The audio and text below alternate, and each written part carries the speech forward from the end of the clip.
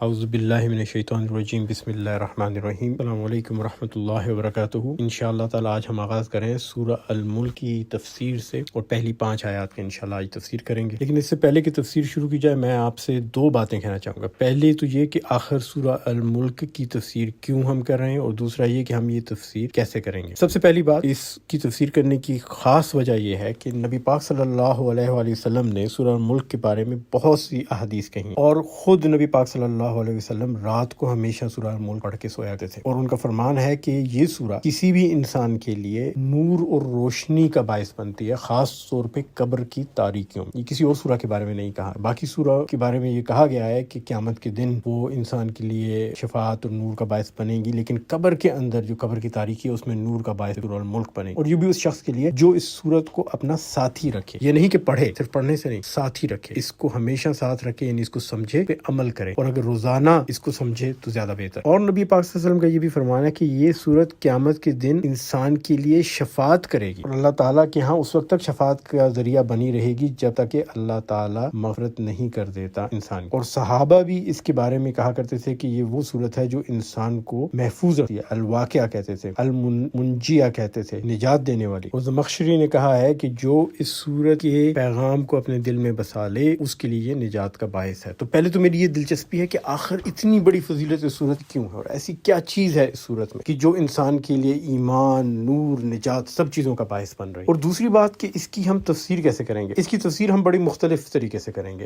ہمیشہ جب قرآن کی تفسیر کی جاتی ہے تو وہ کی جاتی ہے ایک ایمان والے مسلمان کے نقطہ نظر، لیکن میں چاہتا ہوں کہ اس کی ابتدا میں ہم تفسیر کریں ایک غیر مسلم یا کافر کے نظریے، کہ وہ اگر اس سورت کو پڑھے پہلی دفعہ تو اس کو کیا محسوس ہوگا، اور وہ اس سے کیا سبق حاصل کرے گا، اس کو اس پہ کیا اعتراضات ہوں گے، اور کس طرح یہ سورت جس کے بارے میں احادیث ہیں اور اتنی روایات ہیں، وہ کس طرح ایمان کی روشنی پیدا کر سکتی ہے ایک کافر کے دل میں، اور نہ صرف کہ کافر کے لیے بلکہ ایک ایسے مسلمان کے لیے جس کا ایمان کمزور ہے، یا جس کو شک ہے دین پہ، یا کوئی ایسا شخص جو اسلام کی طرف پہلی دفعہ آ رہا ہے، اس سے پہلے اس کا اسلام سے کوئی خاص سامنا نہیں ہوا، کوئی خاص سمجھ نہیں ہے اسے، تو یہ سورت اس کے دل میں ایمان کا نور کیسے پیدا کرے گی۔ اور انشاءاللہ تعالی پہلی 5 آیات، صرف پہلی 5 آیات اگر کوئی انسان سوچ سمجھ کے پڑھ لے، تو چاہے وہ دنیا کا سب سے بڑا کافر ہی کیوں نہ ہو، چاہے اس کے دل میں اسلام کے بارے میں بے انتہا شکوک و شبہات ہی کیوں نہ ہو، چاہے وہ کتنا ہی بڑا ملحد کیوں نہ ہو، انشاءاللہ پہلی 5 آیات کو سمجھ کے پڑھنے سے ہی اس کے دل میں ایمان کا نور پیدا ہوگا، اور اگر پورا نور نہیں تو ایمان کی کرن ضرور پیدا ہوگی، چاہے وہ اس روشنی کا فائدہ اٹھائے یا نہ اٹھائے، چاہے وہ اسلام قبول کرے نہ کرے، یہ اس کا اور اللہ کا معاملہ ہے، لیکن پہلی 5 آیات گارنٹی سے کسی بھی انسان کے دل میں ایمان پیدا کر دیں گی۔ اور اگر کسی ایمان والے کے دل میں کوئی وسوسہ، کوئی شک، کوئی خدشہ ہے اسلام کے بارے میں، یا اس کو اللہ تعالیٰ کی ذات پہ ایمان میں کوئی شبہ ہے، تو وہ اس کو دور کر دے۔ چلیں آئے دیکھتے ہیں یہ کیسے ہوگا انشاءاللہ تعالی۔ اب یاد رکھیے کہ ہم شروع میں جو اس کو پڑھ رہے ہیں وہ ایک غیر مسلم یا کافر کی نظر سے پڑھ رہے ہیں کہ وہ اگر پڑھیں گے تو کیسا ہوگا، اور اسے میرا ذاتی تجربہ ہے کہ میں نے دیکھا ہے لوگوں کو جو قرآن پہلی دفعہ پڑھتے ہیں اور جن کا قرآن پہ ایمان نہیں ہے یا ان کا ایمان متزلزل ہے، تو وہ کس طرح اس پیغام کو سنتے اور سمجھتے ہیں، اور کیا کیا اعتراضات ان کے دل میں پیدا ہوتے ہیں، تو اس کے مطابق ہم پڑھیں۔ بسم اللہ الرحمن الرحیم، شروع اللہ کے نام سے جو بڑا مہربان نہایت رحم کرنے والا ہے۔ عموماً جس کا ایمان نہیں ہے قرآن پہ، اس کے لیے اس آیت میں بسم اللہ الرحمن الرحیم میں کوئی خاص معنی نہیں۔ آگے چل، تبارک الذی بیدہ الملک وہو علی کل شیء قدیر، نہایت بزرگ و برتر ہے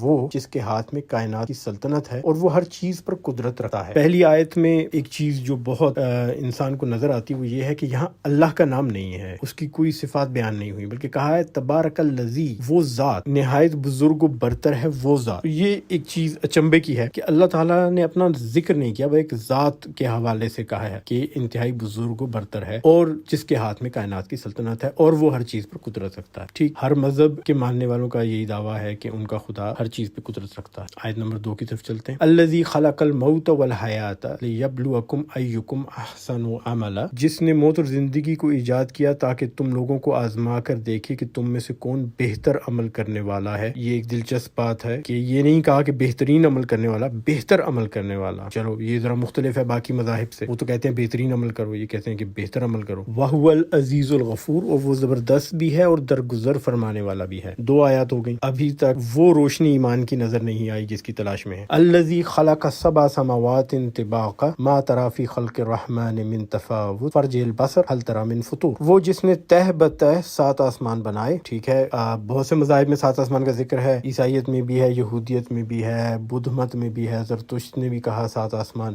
ما ترى فی خلق الرحمن من تفاوت، تم رحمان کی تخلیق میں کسی قسم کی بے ربطی نہ پاؤ گے. چلے ایک نام تو آ گیا، پہلے تو صرف ذکر تھا کہ وہ ذات، یہاں پہ رحمان نام آ گیا، اور کہا کہ تخلیق میں کسی قسم کی بے ربطی نہ پاؤ گے. تو ہر مذہب کا دعویٰ ہے کہ ان کو خدا بہترین تخلیق کرتا ہے اور اس میں کوئی بے ربطی نہیں ہوتی. یہاں بھی کوئی نئی بات نہیں. فرج البصر، پھر پلٹ کر دیکھو، هل ترى من فطور، کہیں تمہیں کوئی خلل نظر آتا ہے. ٹھیک ہے، یہاں بس ایک نئی بات یہ نظر آتی ہے ایک دین کو نہ ماننے والے کو کہ اللہ تعالیٰ چیلنج دے رہا ہے کہ پھر پلٹ کر دیکھو کہیں تمہیں کوئی خلل نظر آتا ہے. لیکن سب مذاہب کا یہ دعویٰ ہے کہ اللہ کی تخلیق، ان کے خدا کی تخلیق، بھگوان کی تخلیق جو بھی ہے اس میں کوئی کمی بیشی نہیں ہے. 3 آیات ہو گئی، ابھی تک وہ ایمان کی روشنی نظر نہیں ہے. ثم ارجع البصر کرتین ینقلب الیک البصر خاسئا وهو حسیر، بار بار نگاہ دوڑاؤ، تمہاری نگاہ تھک کر نامراد پلٹ آئے. یہاں تک پہنچ کے جس شخص کو ایمان نہیں ہے یا جو کافر ہے یا جس کو اللہ پہ، قرآن پہ مکمل یقین نہیں اور شکوک و شبہات ہیں، اس کے ذہن میں 2 باتیں آتی. پہلی بات تو یہ آتی ہے کہ یار یہ بار بار کیوں کہہ رہا ہے پھر پلٹ کے دیکھو، پھر پلٹ کے دیکھو، ایسی کون سی بات ہے؟ ہاں دیکھ لیا کوئی خلل نہیں. وہ کہتا نہیں جب پھر پلٹ کے دیکھو، دیکھتے جاؤ کوئی خلل نظر نہیں آئے گا. تو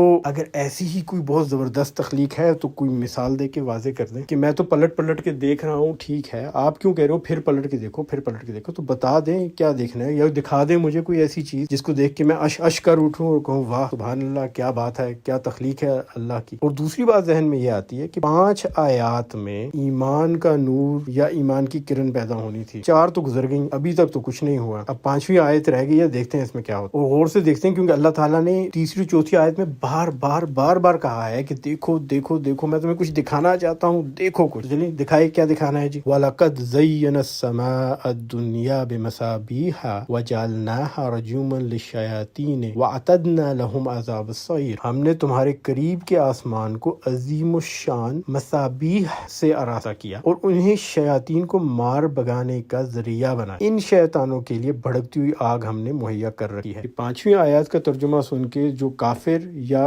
شکوک و شبہات رکھنے والا انسان ہے وہ تو اچھل کے بیٹھ جاتا ہے، کہتا ہے بھائی ایمان کی روشنی تو چھوڑو، ایمان کی کرن تو دور کی بات، مجھے تو ٹھیک ٹھاک اعتراضات پیدا ہو گئے. آپ نے کہا تھا 5 آیات میں ایمان روشن ہو جائے گا، مجھے تو مزید اعتراضات پیدا ہو، اور وہ بھی آج کل کے سائنسی دور میں. بھائی 1400 سال پہلے تو آپ کہانیاں سناؤ کہ مصابیح ہیں، چراغ ہیں آسمانوں میں، اور پھر ان کو آپ اٹھا کے رجم کرتے ہو، میزائل کی طرح، پتھر کی طرح کھینچ کے مارتے ہو شیطانوں پہ. لیکن آج کل کی سائنس دنیا میں نہیں چلے گا، اس زمانے میں چل گیا. آپ نے کہہ دیا، لوگوں نے مان لیا. کیوں؟ عیسائی تو کہتے تھے اللہ کا بیٹا ہے، اور تورات اور زبور میں تو یہودی یہ بھی کہتے ہیں کہ خدا کے بیٹوں نے انسانوں کی بیٹیوں سے شادیاں کی اور ان کے ہاں بچے پیدا ہوئے. اس کے علاوہ ہندو مت و باقی مذاہب میں بہت سارے تصورات ہیں، اس میں ہاتھی کے سر والا انسان کے دھڑ والا خدا بھی ہے، ناگ خدا بھی ہے، اور سانپ انسان بھی بن جاتا ہے، انسان کسی اور روپ میں چلا جاتا ہے، بندر نما خدا بھی ہے. وہ تو چلتا تھا. یہ 21ویں صدی ہے بھائی. یہاں آپ کیا بات کر رہے ہیں کہ ایک تو آپ نے ستاروں کو نجوم نہیں کہا، کواکب نہیں کہا، مصابیح کہہ دیا. مصابیح کا مطلب ہے جو صبح کر دے. کون سی صبح کر رہے ہیں ستارے؟ صبح تو سورج کرتا ہے. اور مصابیح تو اس چراغ کو کہتے ہیں جس کو آپ کمرے میں جلائیں تو صبح کی طرح روشنی ہو جائے، جس میں بیٹھ کے آپ پڑھ سکیں، لکھ سکیں، جس میں آپ وہ کام کر سکیں جو آپ دن کو کرتے ہیں. تو بھائی اپنے چراغ بند کرو، باہر نکلو. یہ اللہ تعالیٰ جو کہہ رہے ہیں یہ اوپر چراغ ہے آسمان میں، ان کی روشنی میں تو لکھنا پڑھنا دور کی بات، رستے پہ نہیں چل سکتا بندہ. ہاں چاند نکلا ہو تو کوئی اور بات ہے، اس کو مصباح کہہ دو تو پھر بھی کوئی بات ہے. ان ستاروں کو آپ کہہ رہے ہو کہ سورج کی طرح دن کرتے ہیں، سورج کی طرح کی روشنی دیتے ہیں. اور پھر یہیں پہ نہیں رکے، کہا کہ ان کو تو رجم کیا جاتا ہے، اس طرح پتھروں کی طرح، میزائل کی طرح مارا جاتا ہے شیاطین کو بھگانے کے لیے. یہاں تو شدید اعتراضات پیدا ہو گئے. اور یقین کیجئے اللہ تعالیٰ یہی چاہتا، اللہ تعالیٰ کا یہی مقصد ہے کہ اس آیت سے اس زمانے کے لوگ جو سائنس پہ یقین رکھتے ہیں اور جن کے پاس سائنسی معلومات ہے وہ معترض ہوں، ان کے کفر میں یوں لگے کہ اضافہ ہو گیا، ان کے اعتراضات میں اضافہ کر دیا. اللہ تعالیٰ نے مزید اعتراضات لو، یہ بھی لو. تمہیں پہلے بہت سے اعتراضات ہیں نا اسلام پہ، میں تمہیں مزید وجوہات دیتا ہوں اعتراض کرنے کی، اور کھل کے اعتراض کرو. اب جو معترض ہیں ان کو سمجھانے کے لیے بتانا پڑے گا بھائی یہ کیوں، یہ رجومن للشیاطین کیا ہے، یہ میزائل کیا ہے جو شیطانوں کو مارے جاتے ہیں. تو نبی پاک صلی اللہ علیہ وسلم وہ جب واقعہ معراج پہ آسمانوں میں گئے تو پہلے آسمان سے دوسرے آسمان پہ جب جانے لگے تو نبی پاک صلی اللہ علیہ وسلم نے فرمایا کہ پہلے اور دوسرے آسمان کے درمیان بڑی بڑی گزرگاہیں ہیں، چھوٹی نہیں، بڑی بڑی گزرگاہیں، اور ان میں سے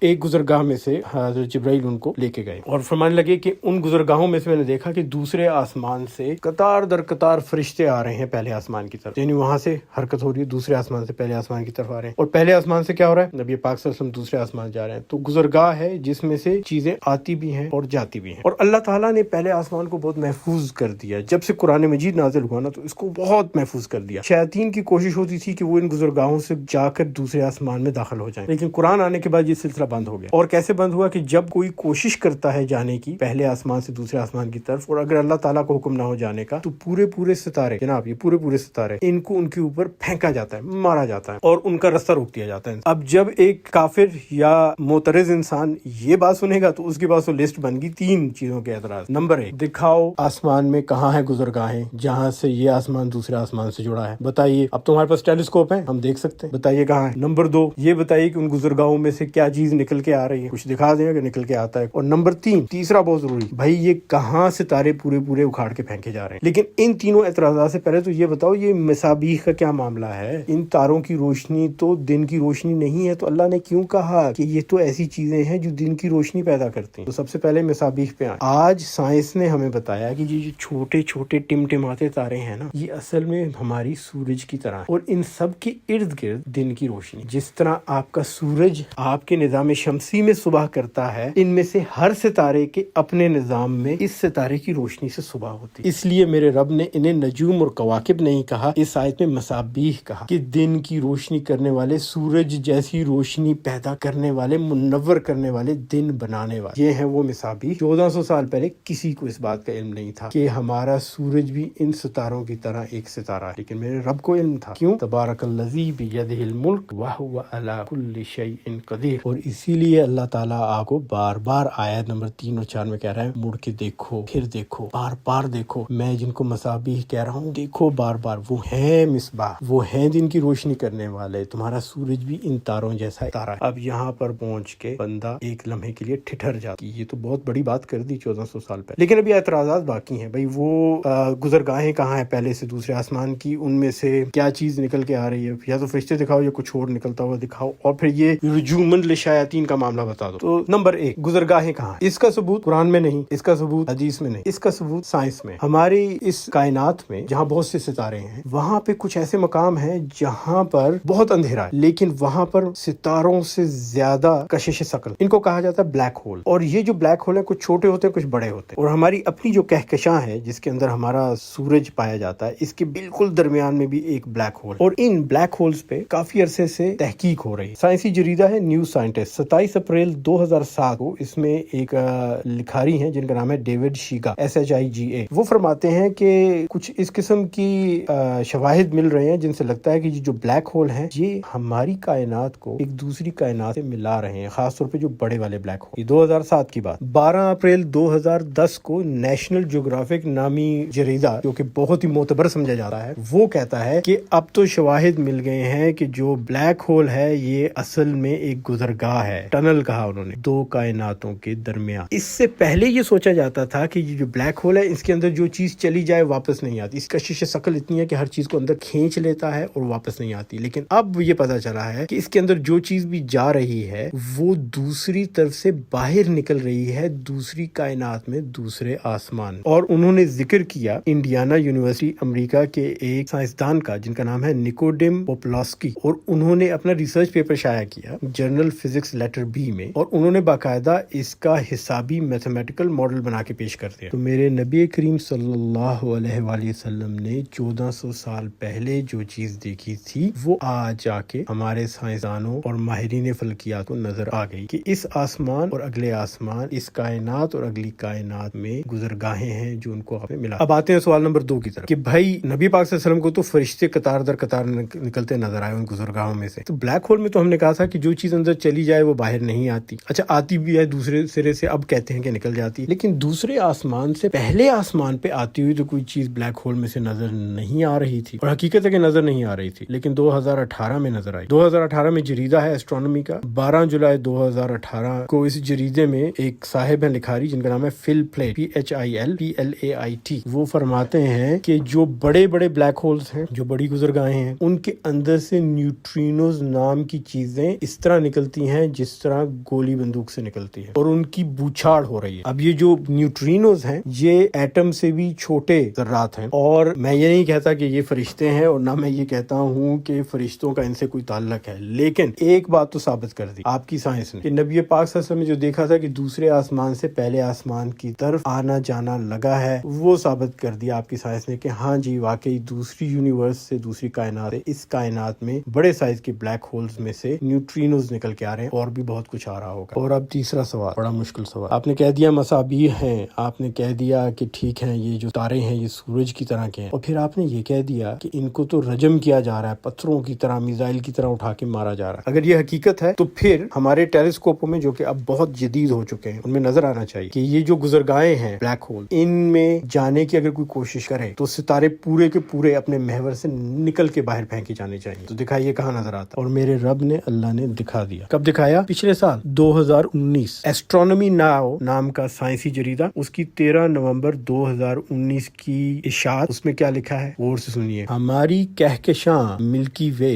کے بالکل درمیان میں ایک بلیک ہول گزرگاہ ہے جس کا نام ہے سیجیٹیریس اے، اور اس کے اندر اتنا مادہ ہے جو کہ 400 ملین سورج مل جائیں تو تب وہ مادہ بنتا ہے۔ اور اس بلیک ہول سیجیٹیریس اے جو کہ ایک بہت بڑی گزرگاہ ہے اس آسمان کو اگلے آسمان سے ملانے کی، وہاں پر دیکھا گیا کہ ایک پورا ستارہ اپنے محور سے نکال کر باہر پھینک دیا گیا، اور یہ کوئی چھوٹا ستارہ نہیں، یہ ہمارے سورج سے 2.35 گنا بڑا ہے۔ ہم سے دور کتنا ہے؟ 29,000 لائٹ ایئرز، یعنی وہاں سے روشنی ہم تک پہنچنے میں 29,000 سال لگتے ہیں۔ اور کس سپیڈ سے نکل رہا ہے؟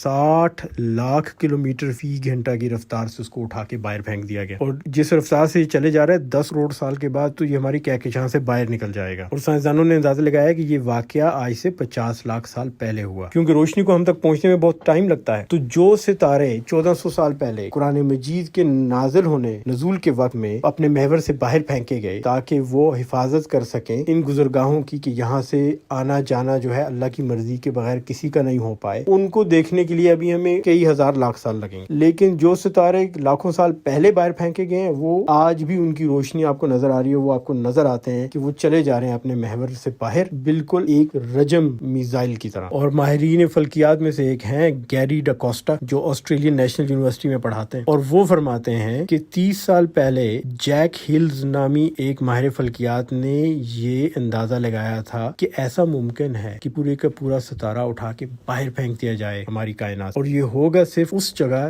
جہاں پر بلیک ہول کی گزرگاہ ہوگی جو ایک کائنات کو دوسری کائنات سے ملاتی ہے۔ اور جو لفظ انہوں نے استعمال کیا انگریزی میں وہ تھا stars can be flung out of a galaxy، رجم کیے جا سکتے ہیں، اٹھا کے پھینکے جا سکتے ہیں، عربی کے لفظ کا انگریزی ترجمہ کر دیا۔ تو میرے اللہ نے جو چیز 1400 سال پہلے قرآن میں لکھی، اس کو 1989 میں جیک ہلز نے سوچا کہ ایسا ہو سکتا ہے، اور 2019 میں میرے رب نے دکھا دیا کہ یہ لو میں نے کر بھی دیا، اور میں کرتا رہوں گا، اور میں کرتا رہا ہوں، کیونکہ تبارک الذی بیدہ الملک وہو علی کل شیء قدیر۔ اور یہ ہے وہ چیز جو سورہ ملک سے اس روشنی کو پیدا کرتی ہے جو انسان کے دل کو منور کر دیتی ہے۔ ایک دفعہ جس نے سمجھ کے جان کے اس صورت کو پڑھ لیا تو اس کے دل میں شک ختم ہو جائے، اس کے دل میں کسی قسم کا کوئی وسوسہ وہم نہیں رہے گا کہ یہ تو ممکن ہی نہیں، 1400 سال پہلے رب تعالیٰ آپ کو بلیک ہولز کی گزرگاہیں دکھا رہا ہے، پورے ستاروں کو فلنگ ہوتا ہوا بتا رہا ہے، اور آپ کو بتا رہا ہے کہ یہ جو ستارے نظر آ رہے ہیں یہ سورج کی طرح ہے، سورج بھی ایک ستارہ ہے، مصابیح کہہ رہا ہے۔ اور نبی پاک صلی اللہ علیہ وسلم نے جو دیکھا ہے آمد و رفت کو پہلے آسمان سے دوسرے آسمان اور دوسرے آسمان سے پہلے آسمان کی طرف، وہ آپ کو بلیک ہولز میں نظر آ رہی ہے کہ اس کے اندر جو چیزیں جا رہی ہیں وہ دوسری طرف سے نکل رہی ہیں، اور اس کے اندر سے نیوٹرینوز آ رہے ہیں۔ تو میرے رب نے یہ سب 1400 سال پہلے کیسے بتایا؟ صرف وہی رب جس نے یہ کائنات بنائی ہے، جو اس کو جانتا ہے، جو چلا رہا ہے، وہی یہ بات اس وقت کر سکتا ہے، اور آج کی سائنس اس بات کو ثابت کرتی ہوئی جا رہی ہے۔ اور اسی طرح قرآن میں جہاں جہاں آپ کو دیگر آیات نظر آئیں گی جن کی آج ہمیں سمجھ نہیں آتی، جن کو آج ہم پوری طرح جان نہیں سکتے، انشاءاللہ آنے والے وقت میں اللہ تعالی ہمارے ہی علم، ہماری ہی ٹیکنالوجی، ہماری سائنس سے ان کو ثابت کرتا رہے گا۔ تو اب آئیے پہلی آیت پہ دوبارہ، تبارک الذی بیدہ الملک وہو علی کل شیء قدیر۔ لفظ تبارک یہ نکلا ہے لفظ برکت۔ برکت کا مطلب ہے افزائش، فراوانی، دوام، ثبات، کثرت، خیر، لیکن یہ لفظ بر سے نکلا ہے۔ بر جو ہے اس کے دو معنی، ایک تو یہ دوام، ہمیشہ رہنے والی چیز، جس طرح زمین ہے اس کو بر کہتے ہیں، بر اعظم، بر صغیر ہم زمین کے بارے میں کہتے ہیں، تو جو دوام والی ہو، ٹھہرنے والی ہو، اس کو بر کہا جاتا ہے۔ دوسری چیز وہ جس کی افزائش اور فراوانی ہو، جو بے تحاشا بڑھے، برکت ہو جس میں، جیسے کسی زمانے میں اللہ نے زمین اور آسمان اور پانی بنایا اور زمین کے اوپر کوئی نباتات، کوئی پودے نہیں تھے، پھر ایک پودا ہوگا اور اس سے بڑھتے بڑھتے بڑھتے بڑھتے آج آپ کو درخت، جھاڑیاں، گھاس، پوری دنیا میں نباتات نظر آتے ہیں۔ یہ ہوتی ہے برکت۔ تو اللہ تعالیٰ کی ذات ہے تبارک، وہ ہے برکت پیدا کرنے والا، دوام اور کثرت، کیونکہ اس کی کائنات پھیلی جا رہی ہے، وہ نئی نئی کائناتیں بنا رہا ہے، نئے ستارے بنا رہا ہے، نئے سیارے بنا رہا ہے، اور اس کی بنائی ہوئی چیزوں میں کمی واقع نہیں ہو رہی، اضافہ ہوئے جا رہا ہے اور ہوئے جا رہا ہے، اور وہ مطلق العنان ہے۔ اور لفظ قادر استعمال نہیں ہوا، لفظ قدیر استعمال۔ قادر وہ ہے جو کچھ کر سکے، قدیر وہ ہے جو ہر وقت لگاتار کرتا جائے، اور وہ لگاتار تخلیق کیے جا رہا ہے، زندگی، موت، دنیا، آخر سب کچھ بنایا جا رہا ہے، وہ ہر چیز پر قادر۔ آیت نمبر 2، الذی خلق الموت والحیات لیبلوکم ایکم احسن عملا۔ اس آیت میں اللہ تعالیٰ نے سمندر کو کوزے میں بند کر دیا، زندگی کا مقصد بتا دیا کیا ہے۔ پہلی بات تو یہ کی کہ اس نے موت اور زندگی کو تخلیق کیا۔ یہ کیوں نہیں کہا کہ زندگی اور موت کو تخلیق کیا؟ کیونکہ اگر یہ کہا جائے کہ زندگی اور موت کو تخلیق کیا تو لگتا ہے کہ بات ختم، زندگی سے شروع، موت پہ ختم۔ لیکن موت اور زندگی کا ذکر کر کے یہ بتایا کہ پھر زندگی کے بعد دوبارہ موت ہے اور اس کے بعد پھر زندگی ہے، اور وہ ہمیشہ کی زندگی ہوگی۔ تو یہ ایک سلسلہ ہے جو ابھی چل رہا ہے، اختتام پذیر ہونے والا نہیں ہے۔ فی الحال 3 جنم ہیں انسانوں کے، ایک وہ جو عالم ارواح میں تھا، اس کے بعد موت ہی، پھر ہمیں زندہ کیا اس دنیا میں، پھر اللہ موت دے گا اور پھر عالم آخرت میں دوبارہ زندگی دے گا۔ یہ 3 جنم ہے اسلام کے لحاظ۔ لیکن بڑے مزے کی بات یہ ہے کہ جب اللہ تعالیٰ کہتا ہے کہ بنایا کیوں، لیبلوکم ایکم احسن عملا، کہ دیکھے کہ تم میں سے کون بہتر عمل کرنے والا ہے، بہترین عمل نہیں، بہتر عمل۔ کیوں؟ باقی مذاہب میں ہے بہترین عمل کرو، اللہ تعالیٰ کہتا ہے نہیں، میں نے تمہارے بہتر عمل دیکھا۔ اب بہتر کی 2 قسمیں ہیں، ایک تو ہے مقابلتاً بہتر۔ اب میں اس کو آپ کی مثال دیتا ہوں، آپ چندہ جمع کر رہے ہیں کسی غریب بچے کے لیے، تو ایک شخص آ کے آپ کو 200 دیتا ہے چندے میں، اور دوسرا شخص آ کے آپ کو 100 دیتا ہے۔ ان میں سے بہترین کون ہے؟ بہترین تو وہی ہے جس نے 200 دیے، نمبر 1 پوزیشن، فرسٹ پوزیشن مل گئی اسے، بھائی اس نے 200 دے دیے، اور دوسرے نے جو 100 دیے وہ دوسرے نمبر پہ آ گیا۔ لیکن وہ جو 200 دینے والا اگر ارب پتی ہے اور یہ 100 دینے والا اس کی جیب میں صرف 1000 ہے، اس کی بلکہ کل متاع حیات ہی 1000 کی بچت ہے اس کے پاس بینک میں، اور اس نے 100 دے دیے، تو ان میں سے بہتر کون ہے؟ بہتر 100 والا ہو۔ اللہ تعالیٰ یہ فرماتا ہے کہ میں تمہارے اعمال کی مقدار کو نہیں، تمہاری کوشش اور سعی کی مقدار کو دیکھ، تم کس قدر محنت کرتے ہو اور تم اپنی استطاعت میں کتنا بہتر کرتے ہو، اس چیز کو میں دیکھ، یہ نہیں دیکھتا کہ اس کا نتیجہ کیسا ہے، میں دیکھتا ہوں کہ تمہاری محنت کتنی۔ اور بہتر سے دوسری مراد یہ ہے کہ ہمیشہ اپنے آپ کو بہتر سے بہتر کرتے رہو، کیونکہ تم کبھی بھی مکمل طور پہ بہترین عمل نہیں کر سکتے، بہترین ذات صرف اللہ کی۔ اور یہ ہم مسلمانوں کا بہت بڑا المیہ ہے کہ ہم کہتے ہیں جب تک میں بہترین نماز نہیں پڑھوں گا، بہترین وضو نہیں کروں گا، بہترین صدقہ نہیں دوں گا، بہترین عمرہ حج نہیں کروں گا، تو میں کام ہی نہیں کروں تو بہترین کروں، ورنہ میں نہیں کروں گا۔ اور اللہ تعالیٰ کہتا ہے نہیں، یہ تو میرا مقصد ہی نہیں، میرا تو مقصد تمہیں بنانے کا یہ ہے کہ تم بہتر عمل کرو اور بہتر سے بہتر کرتے رہو، کیونکہ تم سے کوتاہی ہوگی، تم سے غلطی ہوگی۔ اور کیوں کوتاہی و غلطی کیوں ہوگی؟ کیونکہ وَهُوَ الْعَزِيزُ الْغَفُورُ، وہ درگزر فرمانے والا زبردست ہے۔ عزیز بھی وہ ہے، عزیز کا مطلب وہ جس کی عزت بھی ہو اور طاقت بھی ہو، اور غفور، غفور کون ہے؟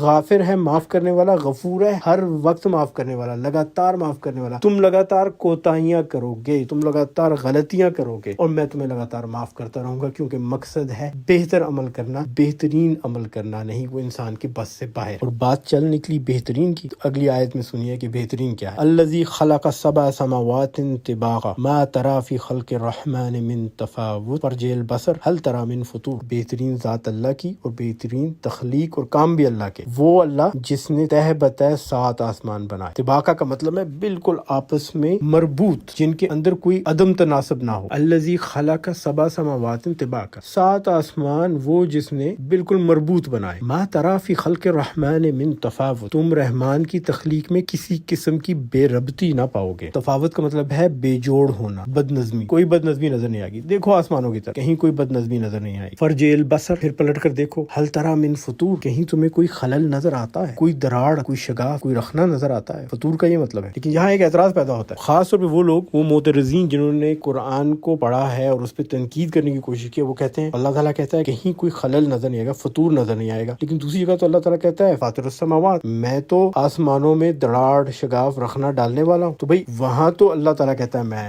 شگاف ڈالتا ہوں، دراڑ ڈالتا ہوں، اور یہاں پہ ہے کہ کوئی آپ کو نظر نہیں آئے گا. یہ کیا بات ہوئی؟ تو بالکل سیدھا سادہ جواب ہے. جب آپ کوئی چیز بناتے ہیں، آپ ایک گھر بناتے ہیں، کیا کرتے ہیں؟ پہلے زمین کھود کے بنیاد ڈالتے ہیں. وہ کیا ہوتا ہے؟ فطور، دراڑ، شگاف. فاتر کا مطلب ہے عربی میں کسی چیز کو شروع کرنا، کسی چیز کو کاٹنا، کھودنا، اس کی ابتدا کرنا. لیکن جب وہ چیز بن جاتی ہے تو اس میں کہیں کوئی دراڑ یا شگاف نہیں نظر آتا. اگر نظر آئے تو ابھی وہ بنی نہیں ہے، اس میں ابھی کمی ہے، اس کے اندر ابھی مزید گنجائش ہے بنانے کی. ایک دوسری مثال سے واضح کرتا ہوں. درزی ہے، کپڑا کاٹتا ہے لباس بنانے کے لیے. جب وہ اس کو شروع کرتا ہے کاٹنا تو آپ کو کپڑوں کے ٹکڑے نظر آتے ہیں، جو بازو کا ہے، جو سینے کا ہے، جو ٹانگوں کا ہے، ان سب کے الگ الگ ٹکڑے نظر آتے ہیں. یہ ہے فطور. اور درزی کیا کرتا ہے؟ وہ فاتر ہے، کاٹ رہا ہے. لیکن جب وہ سل جاتا ہے لباس تو اس کے اندر آپ کو کوئی بھی بے جوڑ، بے رب، عدم تناسب نظر نہیں آتا، پھر وہ مربوط ہو جاتا. تو اللہ تعالیٰ کہتا ہے ہاں میں ہوں فاطر السماوات، میں نے ابتدا کی، میں نے شگاف ڈالا، بنایا، دراڑ ڈالی، سب کچھ ٹوٹا پھوٹا تھا، کچھ جوڑا. لیکن اب جب بن گیا ہے تو دیکھو تمہیں پتہ بھی نہیں چلے گا کہ اس میں کسی زمانے میں کہیں پہ کوئی شگاف، کوئی رکھنا تھا. اور پھر اللہ تعالیٰ فرماتا ہے ثم ارجع البصر کرتین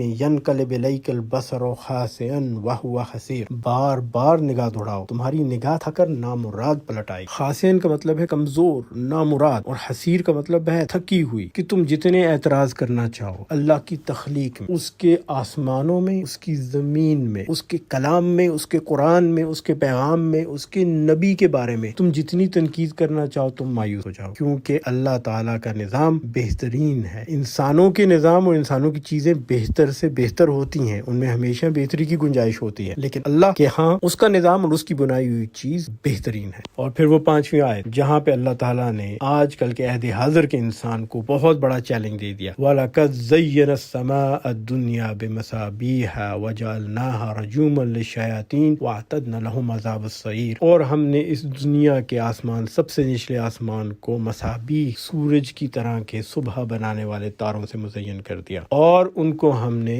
رجوم اور میزائل بنا دیا شیطانوں کو بھگانے کے لیے. اور یہ چیز 1400 سال کے بعد تم خود اپنی نظروں سے دیکھ لو گے. تم 2007 میں بھی دیکھو گے، 2010 میں بھی دیکھو گے، 2018 میں بھی دیکھو گے، 2019 میں جا کے پوری آیت تمہاری سمجھ میں آ جائے گی. اور جتنا دیکھو گے آسمانوں کی طرف اتنا ہی تمہیں یقین آئے گا کہ اللہ تعالیٰ کی بنائی ہوئی کائنات میں نہ تو کوئی رخنا ہے، نہ کوئی خلل ہے، اور سب سے بڑھ کے یہ کہ اس نے جو جو اس کے بارے میں کہا وہ تم پہ آشکار ہوتا جائے گا. اور جو اعتراضات تم اٹھاتے ہو یا تمہارے دل میں پیدا ہوتے ہیں، خدا ان کا جواب بھی تمہارے ذریعے ہی تم تک پہنچائے گا. اور آیت کا آخری حصہ کہ ان شیاطین کے لیے اللہ تعالیٰ کہتا ہے ان شیطانوں کے لیے بڑھتی ہوئی آگ ہم نے مہیا کر رکھی ہے. وَأَعْتَدْنَا لَهُمْ عَذَابَ السَّعِيرِ. لیکن اس کی خوبصورتی آپ کو بتانا چاہتا ہوں. لفظ آتدنا جو ہے نا، یہ آددنا لفظ کا متبادل ہے. آددنا کا مطلب ہے گنا چنا، عدد سے. اور اللہ تعالیٰ یہ فرماتے ہیں کہ ان شیطانوں کے لیے جو میں نے سزا رکھی ہے وہ بالکل حساب کے مطابق ہے، گنی ہوئی. اور اس کو اللہ تعالیٰ نے سعیر کہا ہے. سعیر سے مطلب شعلہ بھی ہے، لیکن سعیر کا مطلب عربی زبان میں قیمت بھی ہے. تو اللہ تعالیٰ فرماتے ہیں کہ اپنی کوتاہیوں، غلطیوں، گناہوں کی گنی چنی پورے حساب کی قیمت ادا کرنی پڑے گی. کسی کے ساتھ کوئی ظلم نہیں ہے، کسی کے ساتھ کوئی زیادتی نہیں ہے. اللہ تعالیٰ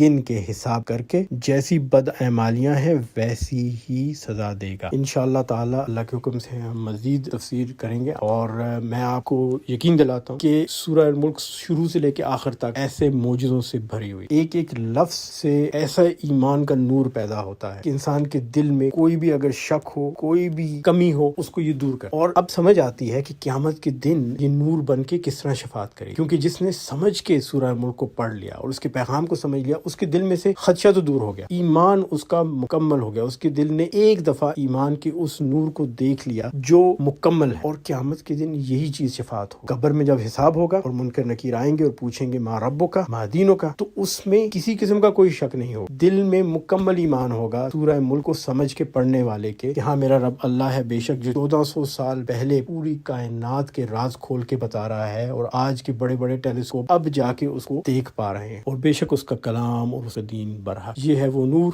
جو قبر میں بھی روشنی کرے گا اور اطمینان دے گا، اور دنیا اور آخرت میں بھی ہمارے لیے رہنمائی کا ذریعہ بنے گا انشاءاللہ. دعا کیجیے اللہ تعالیٰ ہمیں اس پیغام کو سمجھنے، پڑھنے، عمل کرنے اور اسے سب تک پہنچانے کی توفیق عطا فرمائے. تو اللہ کے حکم سے سورہ ملک کو مزید پڑھیں گے اور مزید سمجھیں گے انشاءاللہ تعالیٰ. آمین ثم آمین. دعاؤں میں یاد رکھیے گا. السلام علیکم ورحمۃ اللہ وبرکاتہ. وہ تفاسیر اس تفسیر کے لیے، اس اسٹڈی کے لیے، سیشن کے لیے استعمال کی باقی ان کے نام میں نے یہاں لکھ دیے ہیں، آپ دیکھ سکتے ہیں۔ تفسیر ابن کثیر بھی ہے اس میں، روح المعانی بھی ہے اس میں، اس سے قدیم تفاسیر بھی ہیں، دور حاضر کی تفاسیر بھی ہیں، مولانا مودودی کی بھی ہے، محمد کے بڑا اچھا انگریزی کا ترجمہ، اس کی تفسیر سے اکثر لوگ متفق نہیں ہوتے لیکن ترجمہ بہت پیارا ہے۔ اور جو عربی کی ڈکشنریز یوز ہوئی ہیں وہ بھی میں نے بتا دی، جامع الازہر کی تفسیر بھی اس میں ہے، اگر آپ ان کے حوالے دیکھنا چاہیں تو ان تفاسیر میں مزید تفصیلات آپ پڑھ سکتے ہیں۔ لسان العرب ایک ڈکشنری ہے جی ابن منظور 13ویں صدی کی، اور تاج العروس من جواہر القاموس ہے محمد ابن محمد مرتضی الزبیدی کی، یہ 18ویں صدی کی ہے۔ میرے حال میں سب سے لیٹسٹ جو ڈکشنریز اس پہ یہی آتی ہے۔ دعوت چینل کو دیکھنے اور سننے کا بہت بہت شکریہ، اللہ تعالیٰ آپ کو اس کا دنیا اور آخرت میں اجر عطا فرمائے،